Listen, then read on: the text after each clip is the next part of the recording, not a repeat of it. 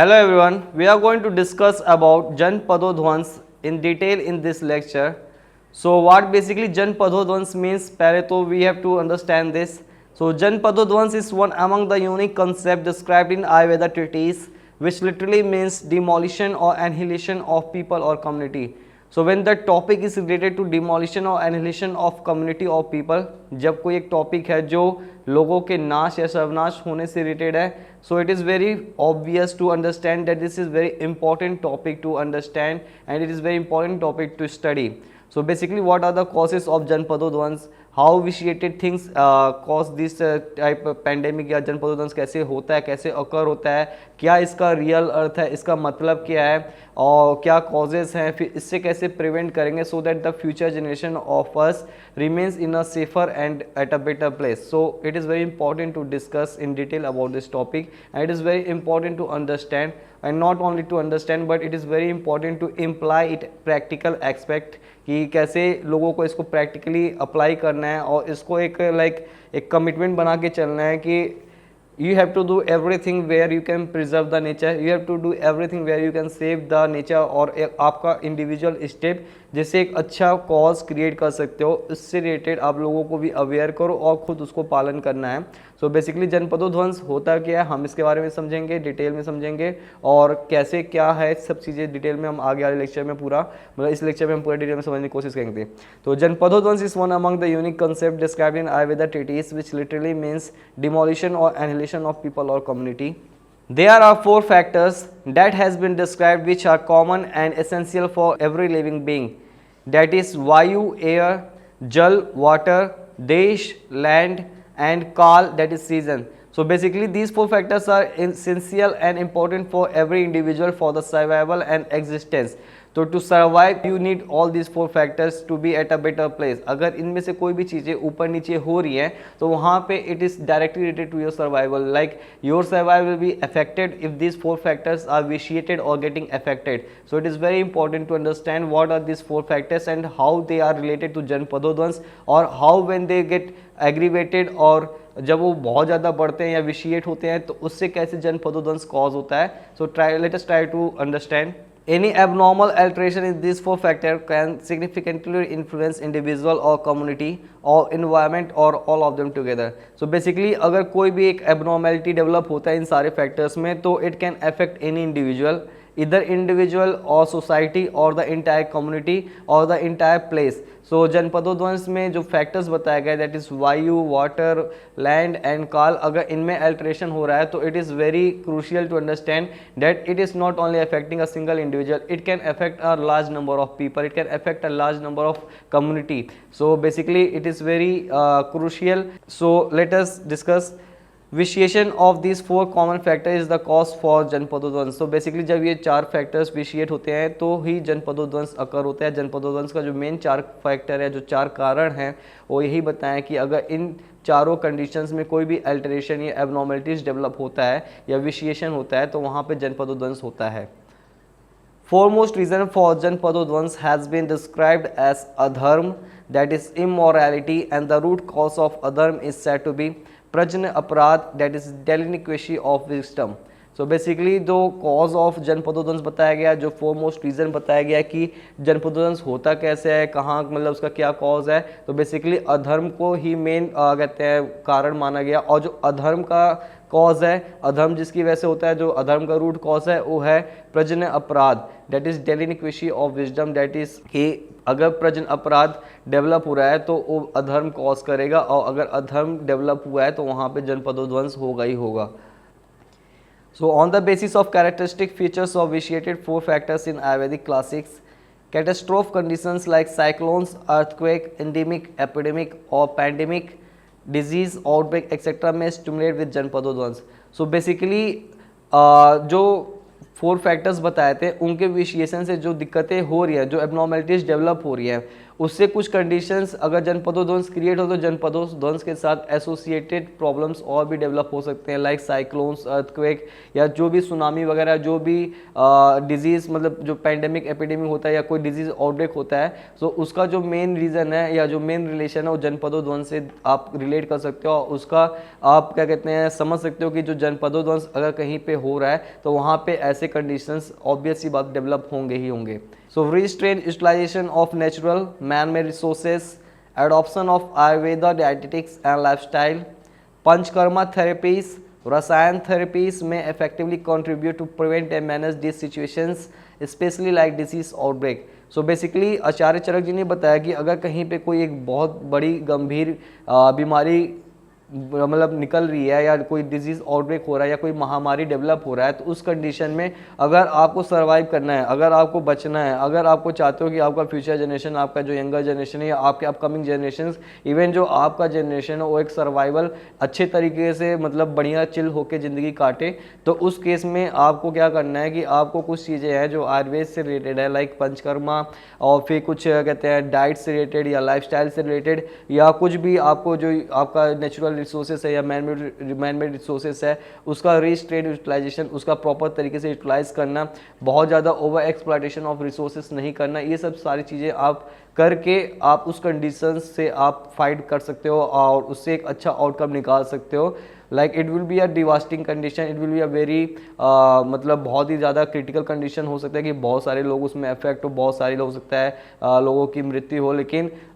उस चीज़ों को बहुत ज़्यादा मतलब वाइड रेंज ना होने से बचाने के लिए you have to follow certain conditions, you have to follow certain guidelines to prevent it. और इसको आप लाइक पर्सनली अपने लाइफ में अडॉप्ट करना सीखो। लाइफस्टाइल क्या होता है उसको समझने की कोशिश करो, डाइट क्या होता है, क्या मॉडिफिकेशन आपकी डाइट की रिक्वायरमेंट क्या है, आपके बॉडी की रिक्वायरमेंट क्या है, आपका बॉडी का स्ट्रक्चर क्या है, आपकी बॉडी की फंक्शनिंग क्या है, आप बॉडी कैसे आपका वर्क कर रहा है, प्लस आपका सराउंडिंग के अकॉर्डिंग आपका बॉडी कैसे अडॉप्ट कर रहा है, plus not your body other than your body the surrounding where you are living, उस सराउंडिंग में आप कैसे सर्वाइव करो, whether the surrounding is fit for you और नॉट। जहाँ पे आप सर्वाइव करने की कोशिश कर रहे हो वहाँ पे आप खुश हो कि नहीं हो। ऐसा तो नहीं है कि आप बहुत ज़्यादा ओवर एक्सप्लॉयटेशन कर रहे हो और जो आसपास की सराउंडिंग है वहाँ पे बहुत ज़्यादा दिक्कतें प्रदान कर रहे हो या क्रिएट कर रहे हो। अगर आप दिक्कतें क्रिएट करोगे आपको लगेगा छोटी चीज़ है, लाइक अगर आपने कहीं कुछ खा रहे हो, प्लास्टिक का थैला आपने रास्ते में फेंक दिया, आपने एक बहुत छोटी सी गलती की है, लेकिन ये एक इंडिविजुअल कर रहा है, ज़रूरी नहीं सिर्फ एक इंडिविजुअल ही ये गलती कर रहा हो, बहुत ज़्यादा लोग हैं, पॉपुलेशन तो आपको पता ही है कितना तेज़ी से बढ़ रहा है, और जो पॉपुलेशन है उनका जो लाइफस्टाइल है वो भी आपको पता है, उनको बस लाइक सोना खाना रहना उनका कुछ कोई लाइफस्टाइल नहीं है, वो बस मोबाइल पे ही पैरासाइट हो गया है। तो इसकी वजह से उनको जो भी है लाइफस्टाइल और ये कहते हैं डाइट्स वगैरह से कुछ लेते हैं, तो मतलब जो उनकी सुस्ती है उसके साथ साथ तो अपनी सुस्ती के साथ साथ वो सराउंडिंग में भी वो सुस्त कंडीशन डेवलप कर रहे हैं, उस सराउंडिंग को वो अफेक्ट कर रहे हैं, उनका कोई कंसर्न नहीं है सराउंडिंग से रिलेटेड, इन्वायरमेंट से रिलेटेड। तो जिनका कोई कंसर्न नहीं है इसका मतलब ये है कि उनका तरफ से एक कंट्रीब्यूशन आया जहाँ पे उन्होंने कहते हैं डिसबैलेंस क्रिएट करने की कोशिश की, प्लस साथ में आप हो या आपके आसपास के जितने लोग हैं जो ऐसी ऐसी गलतियां करते जा रहे हैं वो ऐसे धीरे धीरे कंपाइल होता जा रहा है, और एक टाइम ऐसा आएगा या एक टाइम ऐसा आता है जब वो मतलब होता है ना कि अगर आपको कोई उंगली कर रहा है, बहुत ज़्यादा उंगली करने पे आप भी बहुत ज़्यादा फ्रस्ट्रेट हो जाओगे और आप भी फ्रस्ट्रेट होके आप वहाँ पे भी आप भड़क जाओगे। तो ऐसे ही सृष्टि है, ऐसे ही आपका ये यूनिवर्स है, ऐसे ही आप जहाँ पे सर्वाइव करने की कोशिश करो, जो आपकी ये पृथ्वी है, ऐसे सेम कंडीशन उनका भी है। अगर आप उसके साथ छेड़छाड़ करोगे तो ऑब्वियस ही बात है वो आपके साथ भी छेड़छाड़ करेगा, वो छेड़छाड़ ऐसा रहेगा जिससे आपको बहुत ज़्यादा ही दिक्कतें या परेशानियां देखने को मिल सकती हैं। सो बेसिकली अभी तक मैंने एक जनरल ओवरव्यू दिया है जनपदोध्वंस से रिलेटेड। मुझे पर्सनली ये टॉपिक काफ़ी ज़्यादा अच्छा लगता है, काफ़ी ज़्यादा इम्पॉर्टेंट लगता है, इसलिए लगता है क्योंकि यहाँ पे अल्टीमेटली मेरे फ्यूचर से रिलेटेड कंसर्न जो भी मैं बना सकता हूँ या जो मेरे अपकमिंग जनरेशन है या जो आपके अपकमिंग जनरेशन है वो डायरेक्टली या इनडायरेक्टली इससे लिंक्ड हैं। अगर हम इस कंसर्न को अच्छे से समझने की कोशिश करेंगे तो ही हम हो सकता है अपनी फ्यूचर जनरेशन के सर्वाइवल या उनका जो एग्जिस्टेंस है एक बेटर प्लेस या बेटर कंडीशंस पे हम क्रिएट कर सकते हैं या रख सकते हैं उन्हें। So let us try to understand what basically Janapadodhvamsa इस चैप्टर का हम पूरा डिटेल में समझने की कोशिश करेंगे। सो Different communities and its surroundings may be affected at the same time, irrespective of their nationality, religion, caste, diet and lifestyle pattern in certain conditions. So basically in case of like there are certain condition where जो अगर कोई बीमारी आ रही है, like Covid आया था, Covid जरूरी नहीं है वो कुछ लोगों को देख के कोविड नहीं हो रहा था कि अगर तुम अमीर हो तो तुम्हें मैं होऊंगा, तुम गरीब हो तुझे मैं नहीं होऊंगा, या तुम हिंदू हो तो मैं तुम्हें होऊंगा, मैं तुम मुस्लिम हो मुझे, मतलब ऐसा कोई कुछ उसका डिस्क्रिमिनेशन नहीं था कोविड का। कोविड आउटब्रेक जब भी आया था, अगर आप कोरिलेट करने की कोशिश करोगे तो आपको समझ में आएगा कि उसका कोई स्पेसिफिक नहीं है, अच्छे से अच्छे लोग उसके चपेट में आ गए। तो basically there are certain disease और आउटब्रेक या conditions which does not discriminate persons कि मुझे किसे होना है। It can affect any individual, any community, any people, किसी को भी वो अफेक्ट कर सकता है। So different communities and surroundings may be affected at the same time irrespective of this. So basically एक टाइम पे बहुत सारे लोग भी अफेक्ट हो सकते हैं सिर्फ एक कंडीशंस की वजह से। लाइक कहीं पे भी कुछ आग लग रही है, आग लगने से क्या होता है कि अगर कहीं एक बिल्डिंग में आग लगी तो 500-600 लोग या जितने भी लोग वहाँ पे अगर वो चपेट में आ रहे हैं तो वहाँ पे सब लोग एक साथ ही अफेक्ट हुए। वहाँ पे ये नहीं था कि जो मैं बॉस था या तुम कहते हैं ये हाउसकीपर थे उसको देख के आग चपेट में आया, आग किसी को भी लग गया या कुछ भी है। तो यहाँ पे सिंपल सा फंडा वही है, समझने को समझ गए ही होंगे कि सिंपल सा फंडा ये है कि अगर कोई एक आउटब्रेक हो रहा है तो आपको देख के नहीं होगा, वो किसी को भी हो सकता है, किसी कोई भी बंदा इस कंडीशन में चपेट में आ सकता है। So certain common components have been described in Ayurveda which when affected together leads to widespread evolution of disease or illness in all living beings. तो there are certain factors, certain components जो आयुर्वेदा में described है कि अगर बहुत ज़्यादा लोग क्या कहते हैं, अगर उस फैक्टर्स को आप अफेक्ट हो रहा है या अफेक्ट कर रहे हो या वो फैक्टर्स किसी भी रीज़न की वजह से अफेक्टेड हो रहा है तो उस केस में it will lead to widespread evolution of disease और illness in all living beings. तो वहाँ पे जो बीमारी या जो भी महामारी डेवलप होगा वो बहुत सारे लोगों को एक साथ चपेट में ले लेगा। In Ayurveda, the reason behind every disease has been divided into two factors by Acharya Charak. Firstly, the factors that are common to every living being and secondly that are different in each and every individual. So basically Ayurveda में जो आचार्य चरक जी थे हमारे, जिन्होंने जनपदोदंश का description या वर्णन किया है, उन्होंने ये बताया है कि जो डिजीज़ का जो पॉजिटिव फैक्टर होता है, ठीक है, वो मतलब दो फैक्टर्स होते हैं। एक वो फैक्टर जो किसी भी इंडिविजुअल को एक टाइम पे अफेक्ट कर सकता है और दूसरा है कि वो फैक्टर्स जो हर इंडिविजुअल में वेरी करते हैं which is different in every individual. Like आपका डाइट, आपका बॉडी का स्ट्रक्चर और ये बहुत सारी चीज़ें, लाइक हम अभी समझने की कोशिश करेंगे कि बहुत सारी चीज़ें हैं कि एक अगर कोई बीमारियां ऐसी होती हैं जो किसी को भी अफेक्ट कर सकती हैं और कुछ फैक्टर्स ऐसे होते हैं कि जब वो मतलब पर्सनली किसी के अंदर विशिएट होता है तो ही वो डेवलप करता है, कुछ अलग सी बीमारियां, कुछ कंडीशंस डेवलप करती हैं। सो for instance, ahar vihar, that is diet and lifestyle, is the uncommon factor which differs from person to person and any irregularities in this component may result in individualistic development of disease through vitiation of dosas or humors. So basically अगर हम देखें, मैं हूँ, आप हो, मेरा जो आहार है वो डिफरेंट है, आपका जो आहार है वो डिफरेंट है, मैं जो खाता हूँ ज़रूरी नहीं है कि आप भी सेम चीज़ खाते होगे उसी टाइम पे। मैं अगर रात में 12 बजे खाना खा रहा हूँ तो इसका मतलब ये नहीं कि आप भी रात में 12 बजे ही खा रहे होगे। तो लोगों का आहार की लागत हैं, कंडीशंस, खाने का ड्यूरेशन, खाने का क्या खा रहे हो, हर एक चीज़ें वेरी करता है पीपल टू पीपल। ऐसे विहार है, मेरा बॉडी का मेरा स्ट्रक्चर के अकॉर्डिंग मैं कुछ एक्टिविटीज़ कर रहा हूँ, मेरा खेलने में इंटरेस्ट है, मेरा स्विमिंग में इंटरेस्ट है, मेरे को क्या कहते हैं टेबल टेनिस खेलने में इंटरेस्ट है, तो ज़रूरी नहीं है कि आपको भी खेलने में ये सब चीज़ें में इंटरेस्ट ही होगा। तो ये फैक्टर्स है जो हर लोगों में आहार विहार जो होता है बहुत वेरी करता है। कुछ लोग के कॉमन हो सकते हैं बट यहाँ पे हम एक वाइड रेंज पे लेकर चलें तो हर एक बंदे में क्या कहते हैं जो आहार और विहार लाइफस्टाइल होता है या जो बॉडी के अकॉर्डिंग जो आहार विहार फॉलो करते हैं ये डिफरेंट होता है। Basically it is an uncommon factor which differ from person to person, it is very uncommon और ये हर पर्सन में अलग ही रहेगा। सो अगर उसमें कोई इरेगुलरिटीज होती है, irregularities in this component that is, अगर कोई आप आहार विहार से कुछ छेड़छाड़ कर रहे हो तो इट में result in individualistic development of disease through vitiation. तो वहाँ पे आपका खाना आपका विहार, मतलब आपका आहार आपका विहार, अगर आपने उसके साथ दिक्कतें कर रहे हो, आप नहीं फॉलो कर रहे हो, एक अच्छा लाइफस्टाइल नहीं फॉलो कर रहे हो, तो वहाँ पे जो दिक्कतें होंगी वो आपको ही होंगी। ऐसा नहीं है कि आप गंदा खाना खा रहे हो, आप बाहर का खाना ऑयली स्पाइसी चीज़ खा रहे हो, आप चिकन मुर्गा मटन खा रहे हो और वो चीज़ें दिक्कतें आपके बगल में पड़ोस में जो रह रहा है लड़का उसको होगा। आपने खाया, आपने रूटीन फॉलो किया, दिक्कतें आप ही को ही होनी है, क्योंकि वो बॉडी का कंपोजिशन जो है वो डाइट और लाइफस्टाइल आपके बॉडी के कंपोजिशन को अफेक्ट कर रहा है। जो कुछ डोज होते हैं, जो ह्यूमर्स होते हैं, बॉडी ह्यूमर्स होते हैं, उसको डिसबैलेंस क्रिएट कर रहा है, उसको एबनॉर्मल कर रहा है या उसको ऊपर नीचे कर रहा है, सम विषम कर रहा है, जो भी कर रहा है उसकी वजह से उस बंदे को पार्टिकुलरली उसी बंदे को जो भी होगा डिजीज़ होगा। ऐसा नहीं कि वहाँ पे बहुत सारे लोगों को होगा। तो फॉर इंस्टेंस आहार विहार जो भी है, मतलब ये अनकॉमन फैक्ट है, तो ये can affect, it is different for every individual and it will affect solely to that person only. Whereas there are 4 factors that have been described in Ayurveda treatise which are common and essential for every living being. So basically हमने पहले बताया, मैंने बताया, समझाया आपको कि देखो 4 factors जो है वो बहुत ज़्यादा इंपॉर्टेंट है सर्वाइवल के लिए, और उसको छेड़ रहे हो, उसके साथ जो अभी तक आपने उधम मचा रखा है वो चीज़ें समझने की कोशिश करो। वो 4 फैक्टर है वायु, जल और क्या कहते हैं आपका लैंड, और चौथा है काल। तो बेसिकली आपको पता है water pollution, air pollution, land pollution, ये सब क्या है? पोल्यूशन ही जो भी है, contamination of the environment with any harmful substance which is affecting your personal structure, personal body, personal composition या पर्सनल आपकी रूटीन को अफेक्ट कर रहा है। तो पोल्यूशन है, आपको पता है पोल्यूशन, मतलब आपको सबको पता है कि बाहर पोल्यूशन बढ़ रहा है, बहुत ज़्यादा एयर पोल्यूशन हो रहा है। बाहर जो बाहर की हवा, लाइक मैं दिल्ली गुड़गांव में, तो दिल्ली का जो हवा कहते हैं लोग जहरीला है, ये है वो है, मुझे पता है, लेकिन मैं उसके लिए क्या मेजर्स ले रहा हूँ, मेरा पर्सनली लेवल पे मैंने क्या स्टेप लिया है कि मैं उसको कुछ कर सकूं। सरकार करेगी, आप करोगे, सब लोग करोगे, तो ही जाके कुछ एक कंबाइंड एफर्ट से कुछ उसका फ्रूटफुल रिजल्ट निकलेगा। अगर आप ये सोचोगे कि मैं नहीं कर रहा भाई, सिर्फ सरकार करेगी, या सरकार कहेगी कि मैं नहीं कर रहा भाई, तुम लोग को जो करना है करो, तुम अपना ऐसी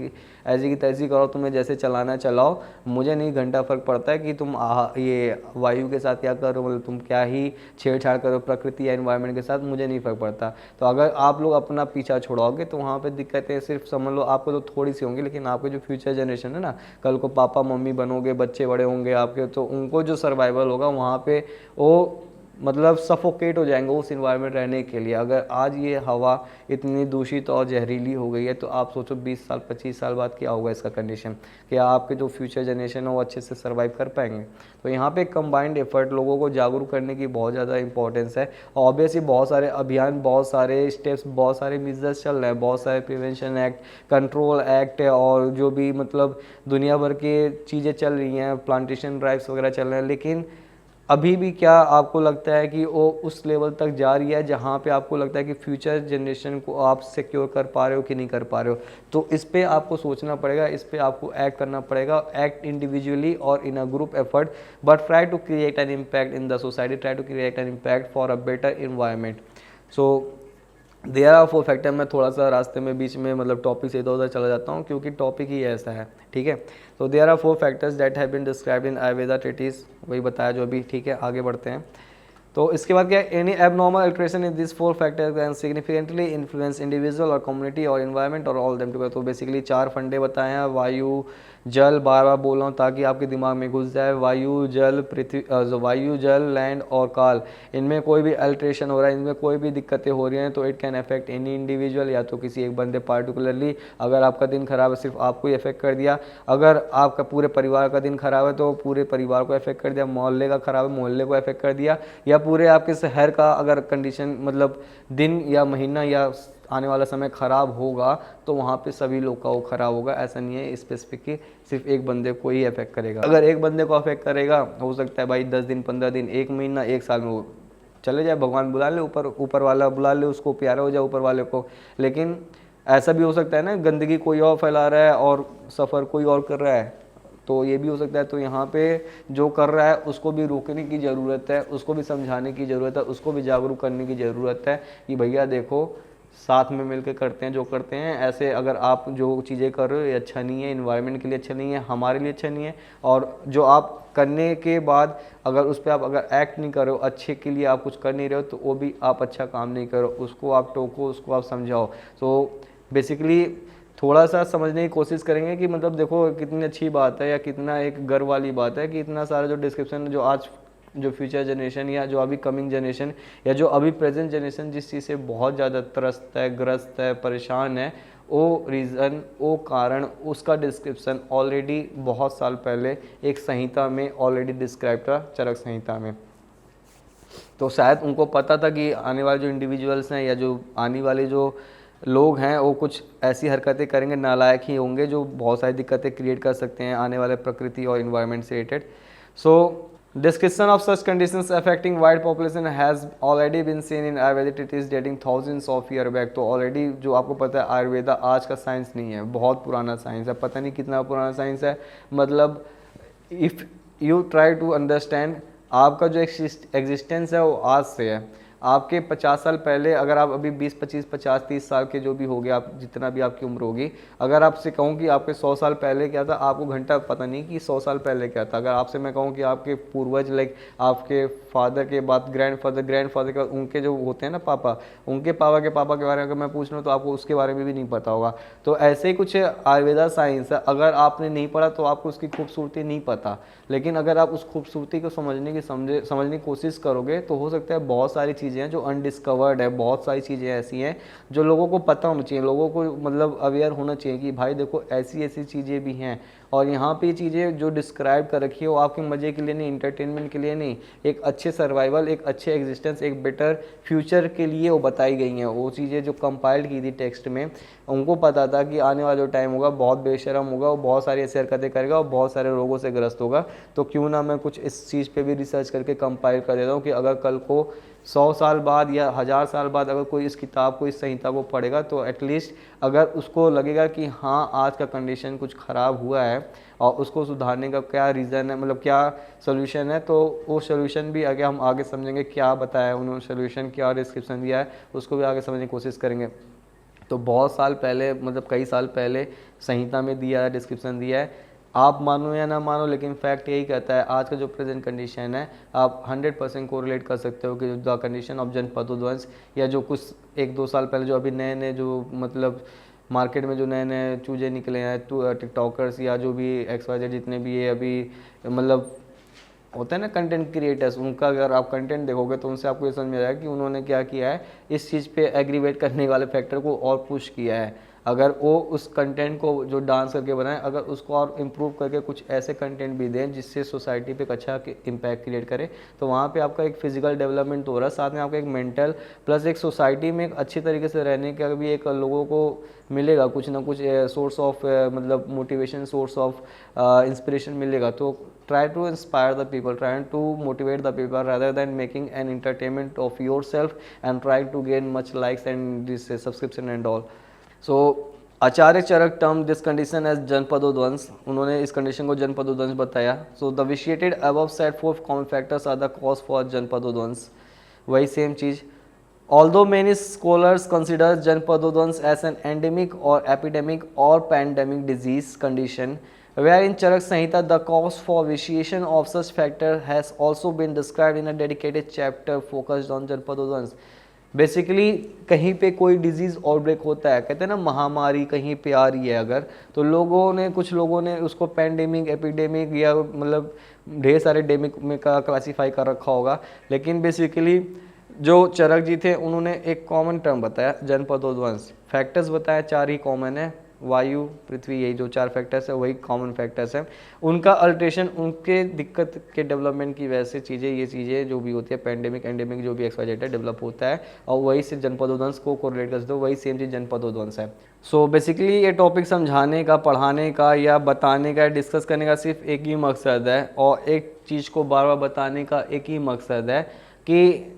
अगर आप ध्यान से सोचोगे, दिमाग से सोचोगे, और अगर आप इस चीज़ को फील करोगे तो हो सकता है आप इसको इम्प्लाई करो। और अगर जो भी मतलब आने वाले समय में मेरे को पता नहीं कब ये लोग वीडियो कब तक पहुंचेगा, कब ये देखेंगे, या कितना टाइम लग जाएगा इसको लोगों तक पहुंचने में,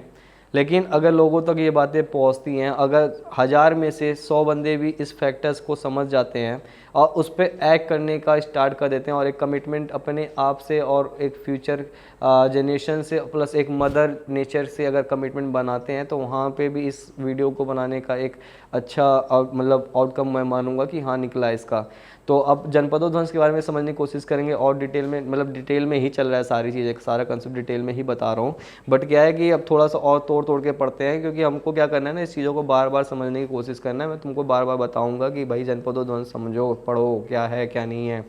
ठीक है, सिर्फ डिजीज़ को ही ट्रीट नहीं करना है, लोगों को सिर्फ बीमार जो है उनको सिर्फ, आपको नहीं है कि मतलब जो बीमार आ रहा है उसको आप इलाज करके आप उसको भेज दे रहे हो, उसका पैसे 200-500 रुपये बना ले रहे हो। आपका एक कर्तव्य ऐसा वैद्य, अगर संहिता में आपने ये पढ़ा है तो आपका फैक्टर, आपका एक कर्तव्य और आपका एक ड्यूटी ये भी बनता है कि आप लोगों को अपडेट करो, प्लस आप अपनी तरफ से भी एक अच्छा कॉन्ट्रीब्यूशन दो for the mother nature earth.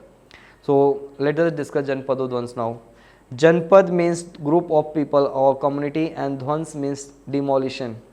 सो ये बेसिकली जनपदो ध्वंस को तोड़ा जाए तो दो वर्ड से बना है, जनपद दैट इज पीपल लोग, और ध्वंस मतलब होता है डिमोलिशन दैट इज नाश। Therefore, the literal meaning of the term Janpadodvans may be considered as a condition with massive demolition or annihilation of people or community.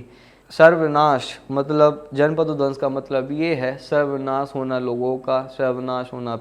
एक सोसाइटी का, एक एरिया का, एक कम्युनिटी का, या एक शहर का, या एक राज्य का, या एक देश का। मतलब सर्वनाश किसी का भी हो सकता है। अभी यूक्रेन रसिया के बारे में अगर आपको पता होगा तो वहाँ पे एक देश शायद है जो नाश हो गया है, किसके लिए, किसके रेफरेंस में, जो ऑलरेडी ख़त्म हो गए हैं, बहुत सारे लोग मर गए हैं, जो लोग मर गए उनके लिए तो सर्वनाश हो ही गया है। तो मतलब आप पार्टिकुलरली अपने पे मत लेके चलो, आप सामने वाले को भी लेके चलो। अगर सामने कोई डेथ हो रहा है, कोई बंदा अगर किसी एपिडेमिक, पैंडेमिक या किसी भी फैक्टर से जो इन सारे रीज़न की वजह से हो रहा है, अगर उससे अगर उसका डेथ हो रहा है या उसको मतलब चपेट में आ रहा है तो उसका एक तरह से नाश ही है। लेकिन जनपदोध्वंस क्या है, 4 फैक्टर बताएं, अगर वो फैक्टर आप डिस्टर्ब करो तो वहाँ पे नाश सिर्फ एक लोग का नहीं होगा, वहाँ पे बहुत लोग चपेट में आ सकते, हो सकता है मैं भी आ जाऊँ आपकी गलती की वजह से या मेरी खुद की गलती की वजह से। इन जनपदोध्वंस पर्सन्स हैविंग डिस्टिंक्ट प्रकृति, कॉन्स्टिट्यूशन, आहार, देह, बल, साथ में मन एंड वय may be affected by one particular disease simultaneously. So एक इंडिविजुअल अगर जनपदोध्वंस की बात करा जाए तो वहाँ पे अगर पर्सन्स कोई भी हो जिसकी प्रकृति, बल, काल, जो भी XYZ जितनी भी चीज़ें हैं, एज वगैरह है, वो मतलब मैटर नहीं करेगा। वहाँ पे कोई भी बंदा अगर कोई अफेक्ट हो रहा है तो वहाँ पे कोई भी बंदा अफेक्ट हो रहा है, अगर जनपदोध्वंस आउटब्रेक हो रहा है या जनपदोध्वंस कहीं पे डेवलप हो रहा है तो वहाँ पे irrespective of the body composition और कॉन्स्टिट्यूशन दैट पर्सन और द होल कम्युनिटी और the people can get affected. It is not like कि जो पहले सेम वही सेम फंडा जो पहले बताया है घूम फिर के,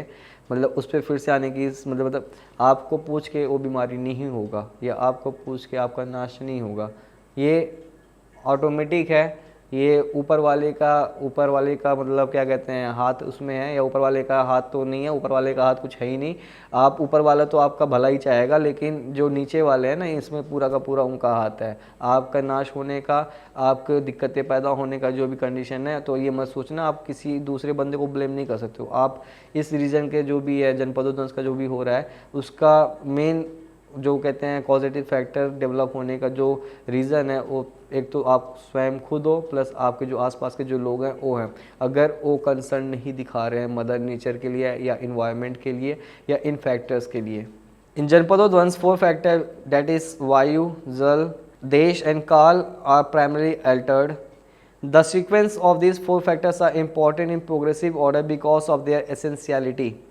सो बेसिकली सीक्वेंस यही है, सबसे ज़्यादा सर्वाइवल के लिए आपको ऑब्वियस ही बात है हवा की ज़रूरत है। हवा नहीं रहेगा तो आप तो बचोगे ही नहीं, आप तो एग्जिस्ट ही नहीं करोगे। तो बेसिकली आपका जो वही है respiration is all regulated by वायु। फिर उसके बाद दूसरा इंपॉर्टेंट चीज़ है वो है आपका जल। बिना पानी आपका पता है human body is compose of 70% of water, और आपका सुबह उठने से लेके आपके रात में सोने तक आप कितनी बार जल का इस्तेमाल करते हो ये आपको अच्छी तरीके से पता है। फिर तीसरा है देश, जहाँ पे आप रह रहे हो, जिस जगह पे आप रहे हो, जिस सोसाइटी में आप रहे हो, जिस ज़मीन पे आप रह रहे हो, जिस भूमि पे आप रह रहे हो, प्लस आसपास की जो भूमि है। तीसरा जो मोस्ट इंपॉर्टेंट फैक्टर है आपके सर्वाइवल के लिए वो देश है। और चौथा है काल, सीजनल या जो टाइम, जो ड्यूरेशन जो चल रहा है, जो आपका ऋतु वगैरह जो भी चल रहा है वो है। अगर उसमें भी कोई अल्टरेशन हो रहा है तो ऑब्वियस बात है समझेंगे क्या है वो भी डिस्कस करेंगे। तो ये सीक्वेंस है अकॉर्डिंग टू द क्या कहते हैं progressive order because of the essentiality. आपको मतलब सिंपल सा फंडा है, आपको पता है कि आपके लिए आपके सर्वाइवल के लिए आपके लाइफ के लिए क्या ज़्यादा इंपॉर्टेंट है। तो ठीक है आगे बढ़ते हैं। तो अमंग दिस काल being the most powerful of them is the cause of catastrophe. So the four मतलब इसमें अगर देखा जाए तो मोस्ट पावरफुल जो अगर कोई जनपदोध्वंस को कॉज करता है या कुछ भी एक महामारी या साइक्लोन अर्थक्वेक या कुछ भी सुनामी जितने भी चीज़ें दिक्कतें होती हैं, अगर ये कोई catastrophe like this type of condition is develop, तो उसका जो मेन फैक्टर है वो काल बताया गया है। Acharya Sushruta has termed this condition as Marak destroying condition and emphasized the utilization of Aushadh and Jal which are not affected or collected before the onset of Marak. So basically हमारे जो बहुत आचार्य जो महान like सर्वश्रेष्ठ आचार्य हमारे आचार्य चरक सुश्रुत वाग्भट जो भी हैं मतलब जो भी है नहीं मतलब जो हैं आचार्य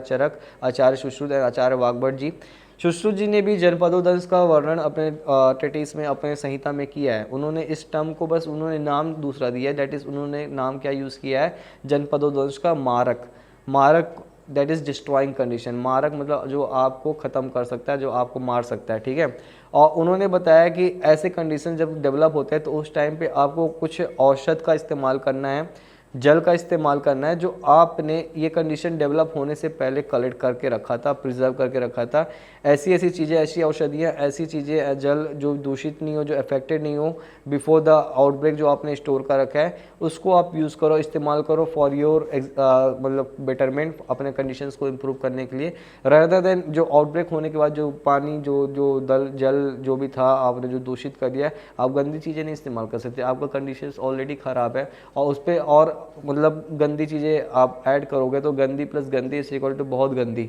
तो वहाँ पे चीज़ें आपको और ज़्यादा अफेक्ट करेंगी, आपको और ज़्यादा क्या कहते हैं परेशान करेंगी, आपके शरीर पे बहुत ज़्यादा मतलब वो टॉर्चर करने वाला है उस कंडीशन में। तो उस कंडीशंस में अगर कुछ ऐसा मारक कंडीशन डेवलप होता है तो वहाँ पे सिंपल सा फंडा है,